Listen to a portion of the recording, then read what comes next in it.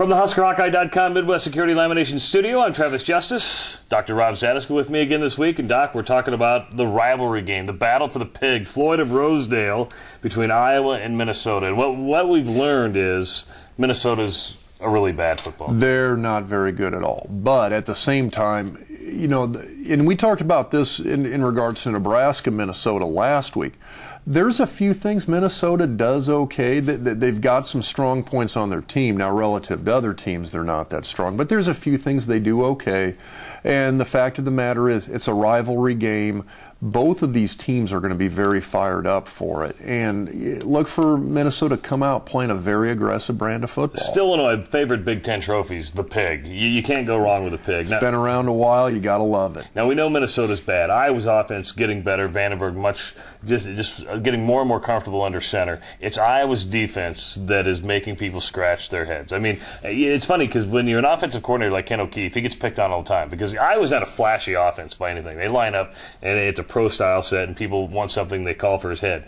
Iowa's defense not very good, but Norm Parker seems to get a free pass, and I don't know why an offensive coordinator always has his head called for, and a defensive coordinator never gets that. But it's Iowa's defense that is not helping the Hawks. Well, it is, and I think Norm gets a little bit of a free pass because of the fact that that's been an area that Iowa traditionally has played fairly well in under Kirk Ferentz, and at the same time, up until this season, Iowa's had, over the last 2, 3, 4 seasons, they have had a very solid defense. I mean, you lose 3 or 4 defensive linemen to the NFL. You lose a guy like Tyler Sash.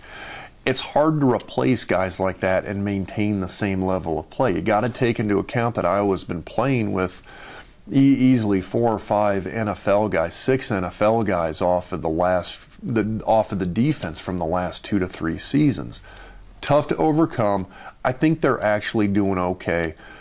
Minnesota's offense, they've got an okay offensive line. You got Marquise Gray coming back who came back last week.